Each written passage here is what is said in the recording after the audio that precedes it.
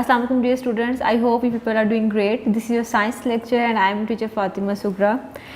The topics that we are going to discuss today are the major body parts, जिसमें से हम लोग पढ़ेंगे हार्ट के बारे में, हम लोग स्टमक, मसल्स एंड ब्रेन के बारे में पढ़ चुके हैं।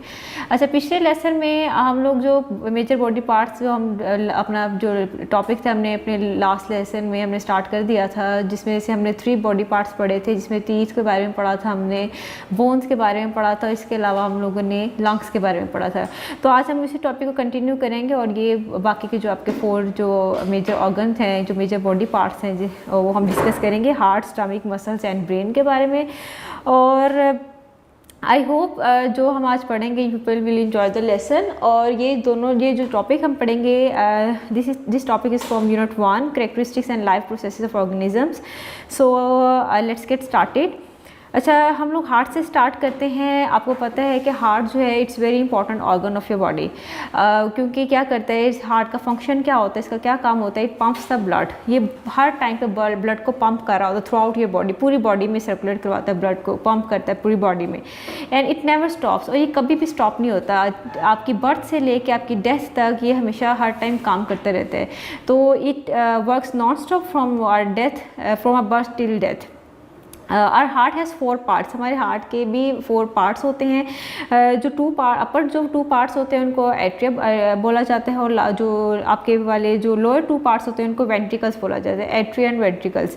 The blood in our body is continuously circulating. आपकी बॉडी में, पूरी बॉडी में हर टाइम पे ब्लड जो होता है वो सर्कुलेट करता रहता है, क्योंकि आपको मैं बता रही हूँ कि जो हार्ट है वो नॉन स्टॉप काम करता है, हर टाइम पे ब्लड को पंप कर रहा होता है, सर्कुलेट करवा रहा होता है पूरी बॉडी में।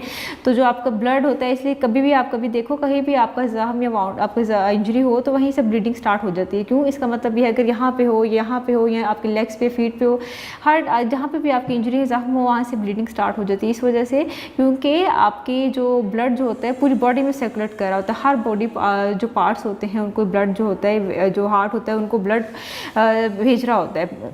Okay, the flow of blood keeps us alive. जब तक ब्लड का फ्लो रहता है तब तक हमारी ज़िंदगी होती है, वो हम लोग सर्वाइव कर सकते हैं, ज़िंदा रह सकते हैं। जैसे ब्लड फ्लो करना या हार्ट पंप करना बंद कर देता है तो आपके इंसान की डेथ हो जाती है। तो हार्ट जो होता है it's very important organ in our body.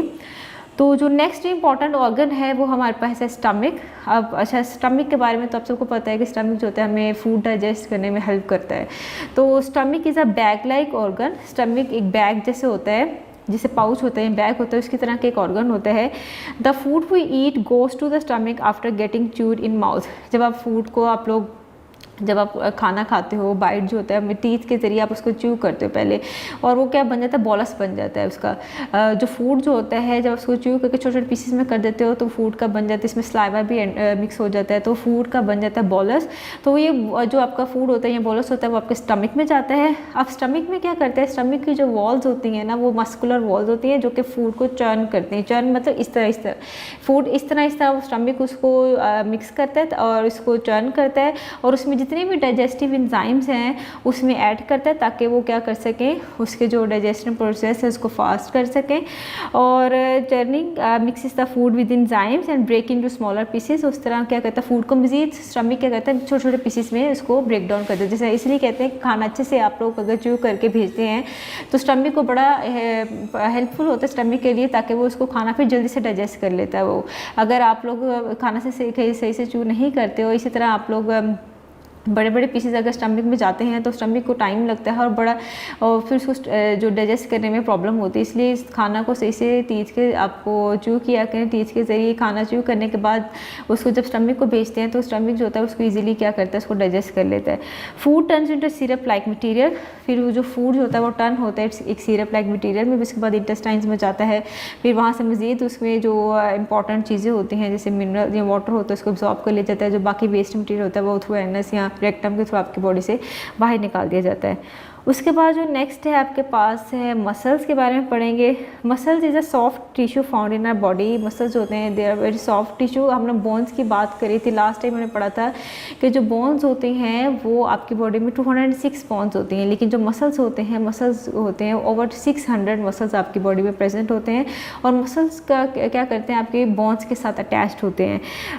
They are attached to your bones. ये बोन्स के साथ अटैच्ड होते हैं और ये आपको हेल्प करते हैं वॉकिंग, रनिंग, आपकी आपकी lifting the things and many other action, जितने भी आप एक्शंस, बॉडी एक्शंस होते हैं, ये मसल्स होते हैं आपको करने में हेल्प कर रहे होते हैं, और ये मसल्स होते हैं आपके बोन्स के साथ अटैच होते हैं। अच्छा, movement of our body by muscles, आप लोग मैं पहले ही आपको बताया था कि जो मसल्स होते हैं आपके बोन्स के साथ अटैच होते हैं, they produce movement of bones when they contract और रिलैक्स। अच्छा, कॉन्ट्रैक्ट और रिलैक्स की एग्जांपल जो आपको जब पढ़ेंगे फर्दर तो आपको समझ में आएगा ये कॉन्ट्रैक्ट और रिलैक्स मसल्स का होना क्या होता है इसका। तो muscles contract when they get message from the brain. आपको पता है ब्रेन जो होता है कंट्रोल सेंटर होता है आपकी बॉडी का, ये जब आपको इंस्ट्रक्शन देते हैं तभी आप कोई काम कर सकते हो, ये ब्रेन की ही इंस्ट्रक्शन होती है। ब्रेन मुझे इंस्ट्रक्शन दे रहा है तो ही मैं बोल रही हूँ, तो ही मैं अपने हाथ उठाऊंगी या कुछ भी लिखूंगी, तो ब्रेन जो होता है वो कमांड कर रहा होता है आपकी पूरी बॉडी के जितने भी आपके एक्शंस होते हैं। तो अब ब्रेन जैसे ही मैसेज कर देते हैं तब आपके जो मसल्स होते हैं वो काम करना स्टार्ट कर देते हैं। For example there are 2 types of muscles in upper arm. अगर हम अपर आर्म की बात करें, अपर आर्म कहते हैं इस वाले एल्बो से जो ऊपर वाले पार्ट को, अपर आर्म की बात करें तो 2 तरह के मसल्स होते हैं। अच्छा, ऊपर वाले जो ये वाले मसल्स होते हैं इनको बाइसेप्स बोला जाता है, और जो नीचे ये वाले मसल्स होते हैं इनको ट्राइसेप बोला जाता है। तो ये हम अपर आर्म की बात करें, अपर आर्म में 2 तरह के मसल्स होते हैं, एक तो ऊपर वाले जो होते हैं इनको बोलते हैं बाइसेप्स, और ये वाले मसल्स को बोलते हैं triceps. When we want to bend our hand, अगर आपने अपना बेंड करना है इस तरह, अगर हाथ को बेंड करना है, आपने अपना आर्म बेंड करना है, तो बाइसेप, ये ऊपर वाले जो बाइसेप्स होंगे कॉन्ट्रैक्ट हो जाएंगे, और ये जो नीचे वाले ट्राइसेप्स होंगे ये रिलैक्स हो जाएंगे। मैं दोबारा से रिपीट कर दूँ, जैसे आप अपना आर्म को मैं बेंड कर रही हूँ इस तरह, तो जो ऊपर वाले बाइसेप्स है वो बेंड हो जाएंगे, उसको कॉन्ट्रैक्ट हो जाएंगे, और नीचे वाले जो ट्राइसेप्स हैं वो रिलैक्स हो जाएंगे। तो ऐसी वाली मूवमेंट को बोलते हैं फ्लेक्शन, ऐसी वाली मूवमेंट को फ्लेक्शन बोलते हैं। लेकिन इसी तरह अगर आपने स्ट्रेटन करना है, मैंने अपना बाजू इस तरह स्ट्रेटन करना है, तो अब बाइसेप्स क्या होंगे, रिलैक्स हो जाएंगे, और ये ट्राइसेप्स जो होंगे ये कॉन्ट्रैक्ट हो जाएंगे, और ऐसी मूवमेंट को बोलते हैं एक्सटेंशन। ठीक है, जब बाइसेप्स होते हैं, जब इस तरह बेंड करते हो ये बाइसेप्स कॉन्ट्रैक्ट हो जाते हैं और ट्राइसेप्स रिलैक्स हो जाते हैं, ऐसी मूवमेंट को हम बोलते हैं फ्लेक्शन। अगर जैसे आप स्ट्रेटन करते हैं अपने बाजू आर्म को, तो ये बाइसेप्स होते हैं वो रिलैक्स हो जाते हैं और ट्राइसेप्स होते हैं वो कॉन्ट्रैक्ट हो जाते हैं, ऐसी मूवमेंट को बोलते हैं एक्सटेंशन। तो ये था मसल्स की मूवमेंट के बारे में। जो हमारा जो आज का जो लास्ट टॉपिक था वो है ब्रेन। अच्छा, ब्रेन मैंने थोड़ा सा पहले भी इस मसल्स में जिक्र कर दिया कि जो ब्रेन होता है वो ब्रेन आपके कंट्रोल सेंटर होता है आपकी बॉडी का, जो आपकी बॉडी के सारे एक्शंस को वो कंट्रोल कर रहा होता है, ये कमांड कर रहा होता है, आपको इंस्ट्रक्शंस दे रहा होता है कि आपने कब क्या करना है, कब हंसना है, कब रोना है। तो ये सब कुछ जो आपकी तरफ से आती हैं, जो इंस्ट्रक्शन जो आपको मिलते हैं वो ब्रेन की तरफ से आ रही होती हैं। Brain is the most important part of our body, it controls all the activities in our body. जितनी भी एक्टिविटीज़ हो रही होती हैं सब कुछ ब्रेन कंट्रोल कर रहा होता है। It commands our muscles when to move, ये हमारे मसल्स को भी कमांड करता है कि कब उसको मूव करना है। Images form in our eyes, brain recognize that image. अच्छा, आप लोग अपने आई यूज़ करते हो to see the image, image बनता है आपकी आंखों में, और ब्रेन क्या करता है उस इमेज को रिकॉग्नाइज करता है। कि जैसे मैं अगर if I am standing in front of the mirror, मैं अपने आप को मिरर में देख रही हूँ थ्रू आइज़, इमेज बन गया मेरी आइज़ में। अब ब्रेन क्या करेगा, उसको फ़ौरन से उस इमेज को रिकॉग्नाइज करेगा, पहचानेगा कि ये कौन है, और फिर आपको मैसेज देगा, तो आपको पता चलेगा इट्स यू। तो ब्रेन क्या करता है, आपको जो इमेज को रिकॉग्नाइज करता है कि what is this. Brain eyes ears makes us listen to various sounds, brain differentiate between different sounds. अच्छा, आप लोग अपने कानों के ज़रिए से बहुत सी साउंड्स को सुनते हो, लेकिन जो ब्रेन होता है वो आपको बताता है कि कौन सी साउंड जो प्लेजेंट साउंड है और कौन सी साउंड अनप्लेजेंट साउंड है। तो ये ब्रेन भी वहाँ पे आपको मैसेज कर रहा होता है। It makes us laugh and cry, आपको हंसने और रोने में हेल्प ब्रेन ही कमांड कर रहा होता है। It helps us in learning, आपको पढ़ने में और लर्न करने में भी ब्रेन ही आपको कमांड कर रहा होता है। It keeps on working when we are sleep, even जब आप सो रहे होते हो तब भी वो काम कर रहा होता है ब्रेन।